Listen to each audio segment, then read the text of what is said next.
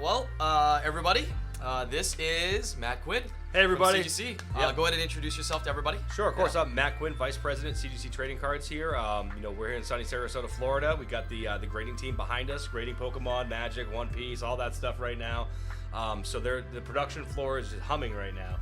Obviously, I'm usually out back there making sure things are going right and trying to push all the right, pull all the right levers and make sure everything's happening in the smoothest operation. But no, happy to be here with you, Island, and it's good to see you. We had that great show in Hawaii, back in January. That was exciting. It was good to be out. Yeah, how many submissions did you guys get for that? The line was out the door the whole show. I mean, I think the people in Hawaii were just chomping on the bit to get some cards certified, comic books as well. So, I think the show was a great success. We had a lot of good feedback from it, and we hope we see you guys again next year there. So cool. So I guess we'll start off with some questions. And I guess you're talking about some of your team back there. Yep. What is it mostly comprised of? How do you find these different people that that are working for CGC? Is there certain criteria that you look for? Sure, of course. Yeah, we used to actually run it was called the CGC Academy. So we actually bring people out and advertise it, have people come out to a big seminar. It was a weekend-long seminar where we would teach you all the ins and outs about, certain grading techniques and things that we look for, the people that we want to see that are on our team, positive attitudes, reputation's always key. We want them to be completely impartial. We want them to be, the best and focused people we can find. It is cool because a lot of people really thoroughly enjoy this. So turning a passion into a career is like the goal for everybody. I think doing something that you love and making money at the same time is the end goal for everybody. I think so. It afforded a lot of people the ability to try that out and see if it could become a career. And grading's not for everyone. A lot of times, you're just looking at Pokemon cards all day, it can kind of desensitize you. But the people that we have here are just so all about it. They love it so much that it's hard to get worn out for something that you love that much. That's cool. And also, on the floor, there's a lot of different jobs. So can they hop around as well? Of course, yeah. A lot of people will come into the verification side, so they'll be checking the packages coming in, making sure the cards are retrieved correctly, the correct counts in the cards, making sure everything's in order. And they get really familiarized in that step, and eventually they want to take the next step into grading. So we'll actually have an in-house grading program that lasts months long, where people will actually go through this regimented training course of how to grade cards, being tested along the way, making sure everything's the correct way we want to see it before we turn them loose and let them start grading cards. It's just, even if you have 0.1%, right? Or, even 1%, which sounds reasonable, that's a lot of cards. Yeah. Right? You hope it's never you, and, as long as you have a system to kind of rectify that, then... Right. Exactly. And then we understand that some of these could be like childhood possessions, so we try to take the absolute most care of these cards we can. Sentimental value. We treat them like they're our own. We're all card guys here, so we always want to make sure we take care of these things the best way possible. They're little relics, little artifacts of the past. I have my own stuff, and every time you handle a card, we treat it as if it was our own. So I see. Yep. So throughout this kind of Q&A that we got going on, and we're vibing off each other, if you guys have some questions, throw it out there. If you see something, Matt, you want to take it up at any time, you can. And if I see something, I'll pull it up. So I see a good one here. Yeah. Crunk's asking, do you have certain graders who do higher valued cards? Sure. Yeah. So of course we have systems of so if you just have a walkthrough tier cards and express tier cards, we have our graders that are trained and we have the most confidence in. Obviously, we'll handle the high value ones, and those will get more sets of eyeballs on them generally. So, if you have a card that's going through the bulk process, usually 2 people will see that card, make sure they agree in the grade. A card that's in a walkthrough tier, typically almost all of our graders will see it. They'll look through all the cards and be like, okay, everyone on consensus with this, and we'll make sure that we're in a good spot with it, and then they go out the door. So, there are graders that will have certain, specialties like vintage Magic. Some people will grade, ABU, Alpha Beta Unlimited Magic cards, things like that. We have people that just focus on Yu-Gi-Oh! But generally, we try to have everyone have some kind of a knowledge on everything, and we kind of try to spread that knowledge around and just kind of work it in. But if we have strong people in Yu-Gi-Oh!, we'll have them generally be the people that focus on Yu-Gi-Oh! Same for non-sports, Marvel, and things like that. We try to just make sure that everyone knows exactly what they're looking at as far as, manufacturing processes, the cutting techniques that were used at the time, like jungle and fossil with silvering on the edges, make sure that they're aware that that's very common and it happens with these cards all the time. Different ways the cards are cut, whether it's back cut or front cut, like when the die comes out in the card, it's the back facing this way so the corners roll out to the front of the card, or they roll out to the back of the card. So that can affect the way the card presents and looks, and we want to make sure if the print runs 100% that way, that we're not just destroying every card because it was produced that way. So we have a lot of different QuickBooks and different documents we use when we're grading, just to have all that information on the ready for these guys, just to make sure consistency is always there. Like, consistency is our biggest thing. I think that's the most important thing for anyone with a grading card. It's one of the toughest things to do. Yeah, exactly. To be Easier said than consistent. done. Yeah, exactly. We don't want to have you send in a card and be 10 one day and be a 7 the next day. It's like, that's just not good for anybody. You know, especially if it's just a manufacturing flaw that we can educate ourselves on and be prepared for when we see it. I see. Yep. That makes sense. That's cool. I had a question about your background, and as well as, you know, how long ago has CGC started, and kind of the whole, maybe, you know, story behind how it all started. I mean, maybe let us know when you started with CGC and how that all came to be to where we're at now. Yeah, so my story's pretty much tied into Magic the Gathering. You know, I'd say that's my biggest push into collectibles, outside of my grandfather and me, like filling up the Whitman pages for the coins and stuff. I'm not sure, you know, the coin collecting is a pretty ancient hobby, but that's probably where I got my initial start. But then Magic the Gathering, I was in 6th grade when Revised came out, and that's when it was like everyone had to have Magic cards, otherwise you weren't cool. So I got my Magic cards. I was trading, you know, like dual lands for Crawl Worms. If anyone of you guys know Magic, that's a bad trade.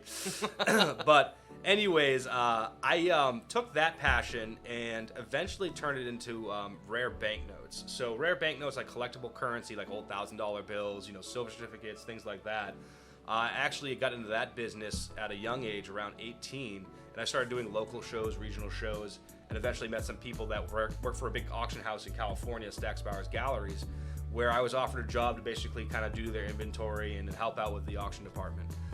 So eventually from there, I spent about 8 years in California working for this auction company, where I eventually got to the position where I was running the auction department for rare currency. And all the while, that whole time, I was always doing Magic as well. So I'd be, you know, trying to get these coin and currency guys to buy alpha sets and things like that. So I would be working with PSA all the time, BGS when they Magic transitioned to BGS around 2011. You know, I started working with BGS more. So, you know, I always had an affinity with grading cards, gaming specifically. And then when I got brought here to Certified Collectibles Group, I was actually working for PMG, the Paper Money Guarantee, the sister company. Okay. So they brought me on there to really help out, you know, with the grading, with the dealer relationships and things like that. Because before that, I was running my own company for a little while in New Hampshire. And, you know, it got to the point where, you know, I did some contract work for this company, and they hired me full time to do the Paper Money. And then they were kind of like just talking about a vertical to do that's like something that we could get into and have success with. And I just knew, like, you know, a company this big, a grading company with this much history and tenure, you know, getting to gaming, like just strictly gaming cards. Leave sports out of it. Let's just go right after the gaming community, because they've always had to deal with a sports company that graded gaming cards. You know, so it's like always an ancillary thing of a sports card grading company, where we could be a company that just focuses on gaming. Right. So we bring in experts that just know everything about gaming. All the people that we hire is just fully tailored to gaming. And I think that was our big win there. It's just because we came in to just serve the gaming community. And then from there, you know, we had the pandemic boom. Obviously, we got backlogged considerably. That's crazy. We had a big backlog. We grew substantially. We hired a lot of graders. And now at this point where everything's kind of evened out, you know, we're right around 5,000 cards a day. Now we're at that point where we have a really solid core, solid team. Everything's the way it needs to be right now. And I think we're just swimming nicely right now. And I think there's a lot of opportunity for this market and this segment to grow. But again, you know, I think, you know, innovation is the key in this industry, and we have a lot of cool things in the pipeline. So let me ask you this: so you're talking about the modern cards, right? Sure. Recently, we just had the set Scarlet and Violet base release. Yeah. I'm sure did you guys get a big wave of people like sending in stuff to get graded, course. Miriams and all that stuff? Oh yeah. I gotta ask, right? How's the quality control seem in your opinion from a grader, right? Because we talk about it all the time. Is Pokemon quality control getting better for English? Because we know Japanese is always pretty damn consistent. Yeah. But English, how is it look so far? So like, it's funny when I talk about condition of cards that are made from these games, these big games. Like I always put Weiss Schwartz way at the top. You know, Weiss cards are pretty much either perfect or pristine. That's what you're looking for. Even so it's really good quality. Yeah, like 9.5s and Weiss is disappointment almost. But like 10s are always the key. The same thing with Japanese Pokemon. I think people are looking for those pristines and the perfects. Like a 9.5, sure, it's great. It's a gem mint card. It looks beautiful. But in the same sense, you know, having those extra higher grades above gets like the modern collecting someone to shoot for, because the other competition, you send in 100 cards, Japanese cards, you're gonna get 100 10s. Right. Basically, you know, is what it's gonna look like. True. Whereas with us, you know, you're gonna get some pristines, some perfects, and things like that. So they can create that value separation, you know. So you'll actually have some cards that are, you know, they visibly have better centering. They have no nicks at the corners at all with a loop. So, you know, you do have a better quality card. Obviously, you can be splitting hairs when you get down to that fine grade level, but we're actually seeing things that like, okay, yeah, that's a 9.5 edge. Okay, that's a 9.5 corner, so 9.5 overall. Or, oh, that's just a 9.5 corner. Everything else is perfect. Pristine 10. Or there's nothing on this card that's wrong. There's your perfect. But like, yeah, the current cards they're making now for English are better than they were before. Really? The new Great Border So cards. before Sword and Shield. Yeah, it's getting better. I think the centering's improving a little bit, and also just the cut of the cards is better as well. It's not quite Japanese quality yet, but you know, it's getting there. I think it's the material. Is the material of the card different, slightly different from Japanese and English? I think the wear coat might be a little different. That makes a difference on why it's more consistent, I feel, for Japanese. Because of that material they use. And they use different cutting processes too, because I went to the printing facility actually in North Carolina, and I checked out. I had a whole team of graders go there. And we were able to go through the whole process of them making the cards. There's 3 different ways they can cut the corners off the card. Some of them like a cookie cutter, where it just literally just boom cuts out the whole thing in one shot. So it's not just cutting them into strips and then cutting the corners off. It's literally just boom, done, one hit. And I think that process has improved the quality of the secret rares and the full arts and things like that.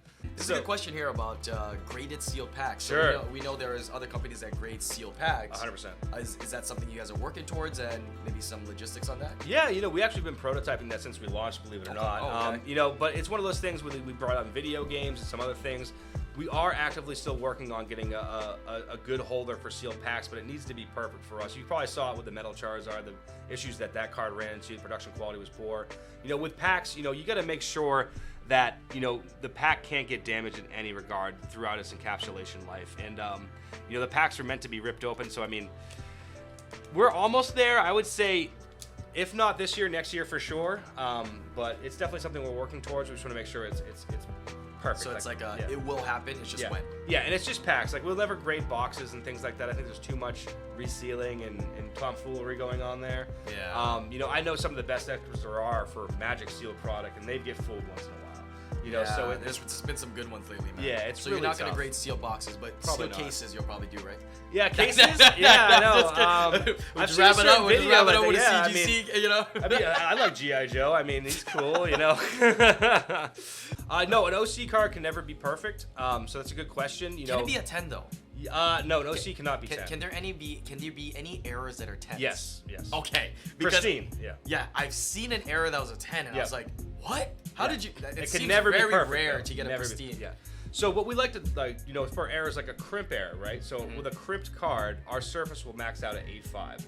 So you're making the ceiling a 9. So a crimp is actual physical damage to the card. Obviously, the crimp is the error, and that's what we were appealing to. Like, if you had to grade it otherwise, you're like, oh, it's a 2 because it's destroyed. But we were like, no, it's an error. People want to have that error. So the crimp will basically be limited to an 8.5 surface grade because the card stock itself is damaged. But like a printer hickey or something that's just ink, where there's no physical damage to the card, it's just the ink. 9.5. We'll go up to 9.5, exactly. And if everything else is perfect, you can get a pristine of an error. Correct. So the error I saw actually was a shifted error. You know how like when they print the texture of a card, of course, it's slightly shifted. Yeah. So it was a shifted error that was a pristine 10. Yeah. So basically, an error pristine 10. Right. Like the texture will not be counting towards the centering, unless it's just a little bit off. Then maybe we'll count it towards a 9.5, 10 area right there.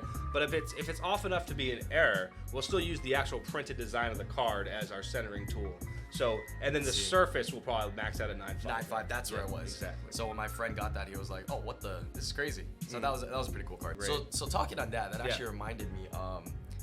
One thing that I have is I have a couple Funkos that are signed, right? Specifically for signatures. Sure. Are you guys expanding into grading signatures for like Pokemon cards? There's been a big boom on autographs and signature cards. Yeah. Is that something you guys are going to be doing? Yeah. 6 series for comics is huge. We get Todd McFarlane to come down here, and he does this big signature event, and we just get flooded with books.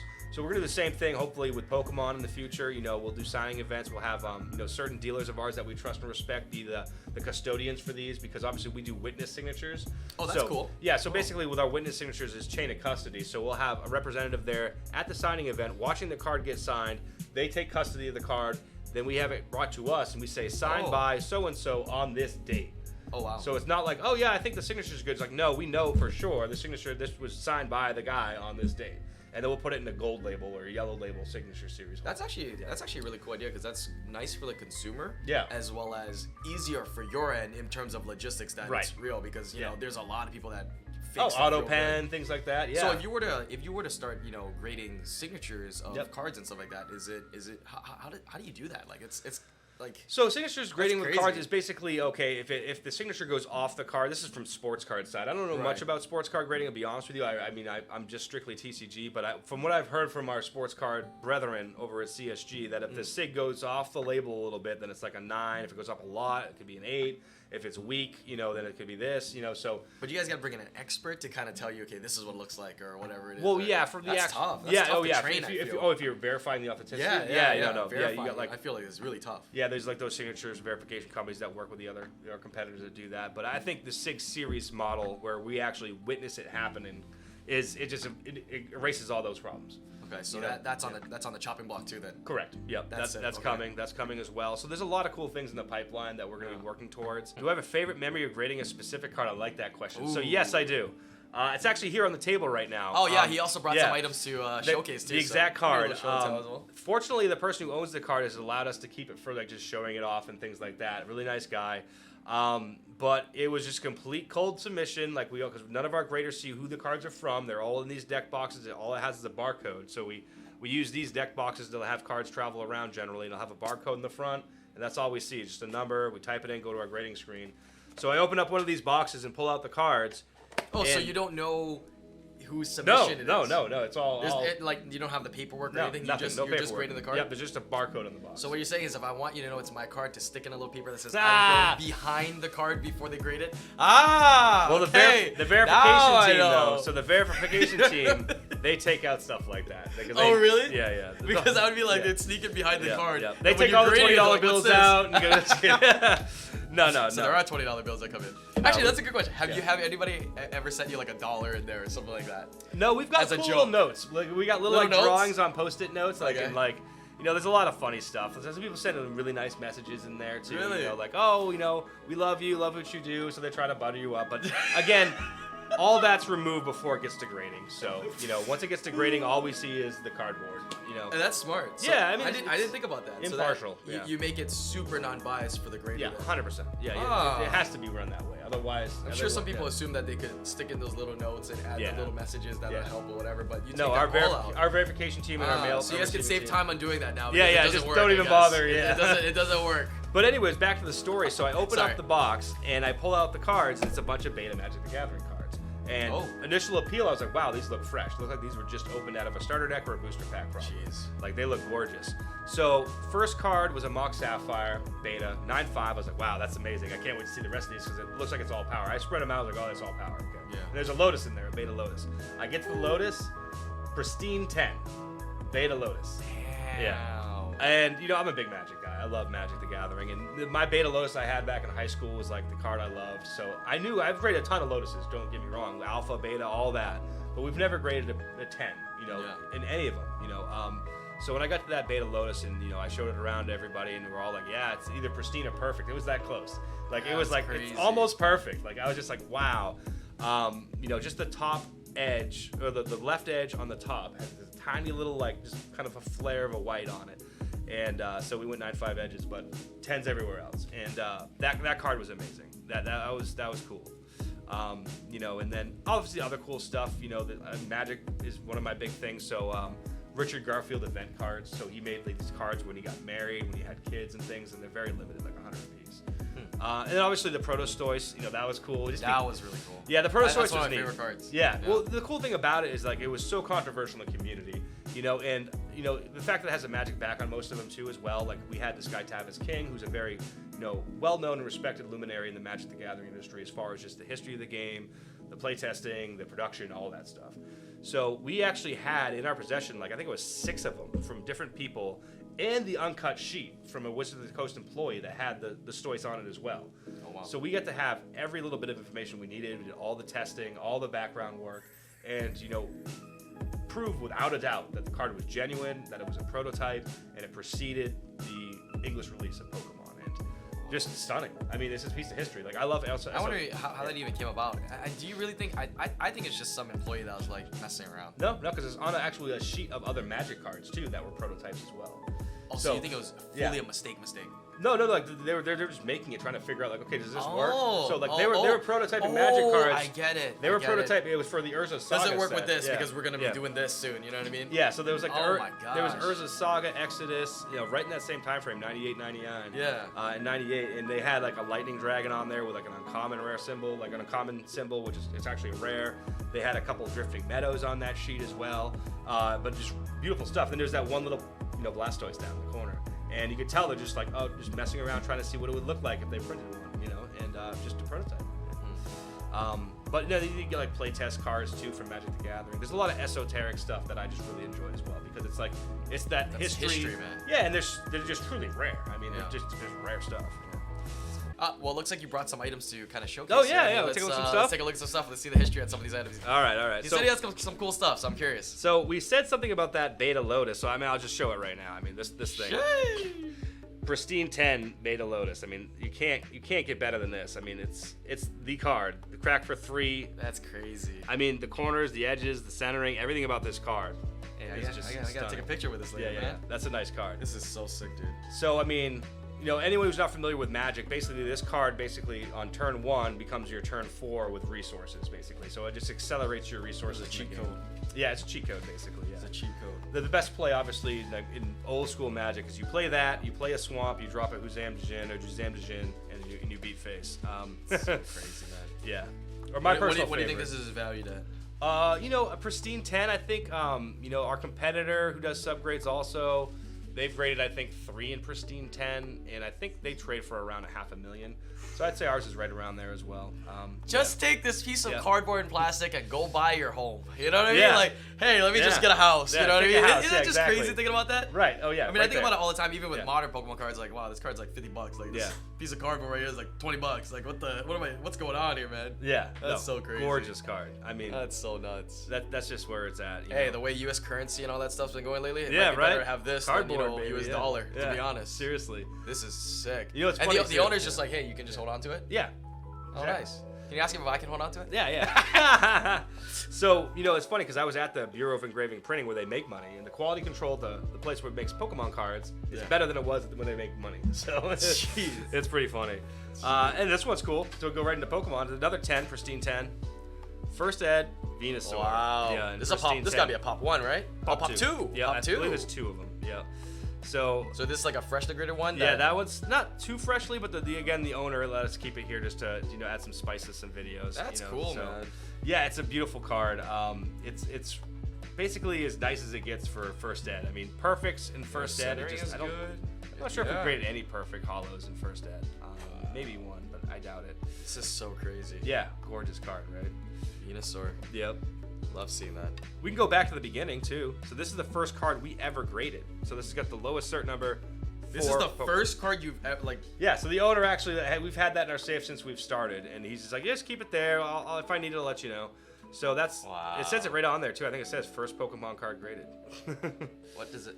Oh, it says first Pokemon card graded. Yep. So that was back in July 2020 when we launched. Yeah. That's crazy, man. Yeah. There we go. Oh.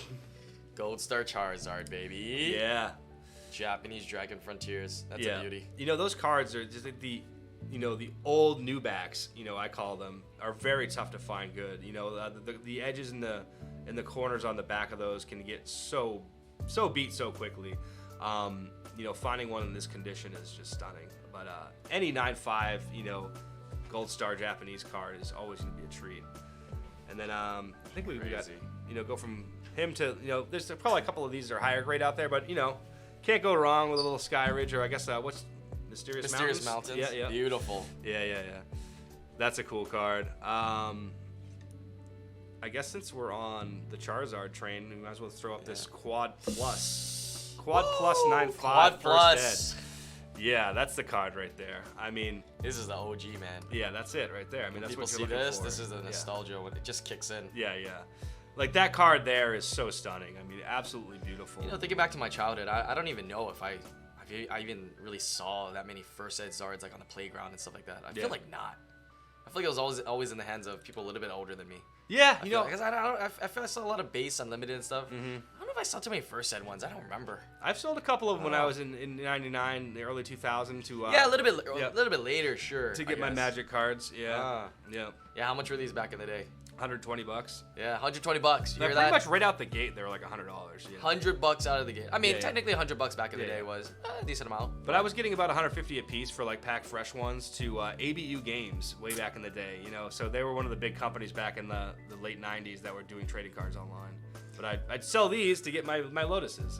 One of my favorite memories of like checking out prices and stuff was always those magazines. Oh, Scry? Yeah, that's good. A bunch of different ones. Yeah, Scry was one of them. Scry, but it's like, Duelist, all that. That's the only way you kind of keep up with the market prices and stuff is what these say. Oh, Even when I used to go to the card shop, it used to be, all right, let me pull out the magazine and see how much and the they're all value is. beat. Yeah, right, yeah, exactly. All over them. Exactly. Yeah. No, those magazines are great. I used to have no internet back in the day. Oh, no. Heck no. What is internet? Yeah. Oh, yeah. Back in like '96 when I was just getting into it, man, it was funny. Yeah. That's cool. What else do we got here? Well, I mean, I guess you can't go wrong with some of their Magic too. So this is another pristine 10.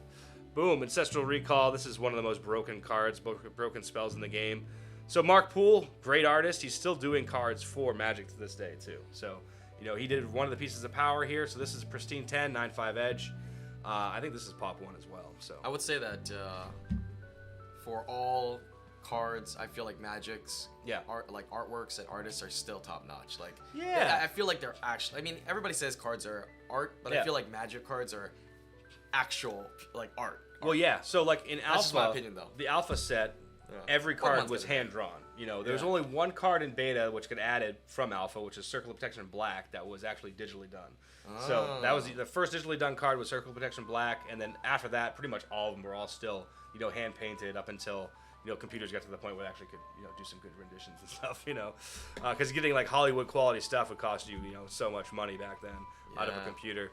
And then a nice little box here. Yeah, it's a cool little box. And then this one here, this is my favorite little group here. So this is my old school decks. So when we go to events and things, we have. Hey, you brought this when you went to Hawaii. Yeah, so we have this thing God, called. We'll tell them a little story on that. Yeah, go ahead. So we have like what's called Beat the Grader and things like that. So like old school Magic, they're all monocolored decks. I call it Revised 60. So basically, it's all the cards you expect to see, in Revised. Like this one's green because it's actually an error. So. Let me see if I can. So much nostalgia seeing these. The whole backwards things. And how expensive are these decks? So you can see it's got a blue mana symbol. These decks are pretty expensive because some of the beta cards are pretty valuable in here. There's some alphas in there too as well. But like Vesuvian Doppelganger, like that's a really cool card from like people's past. Yeah.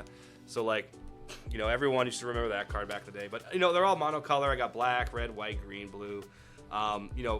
They have the cards that you expect. Like, so for green, it's Force of Nature. For black, it's the Nightmare and Sanger Vampires. For red, it's Shivan Dragons, and then Granite Gargoyles and Disintegrates and Lightning Bolts. And then white, Sarah Angels, Swords to Plowshares, things like that. So just imagine, we're all in Hawaii.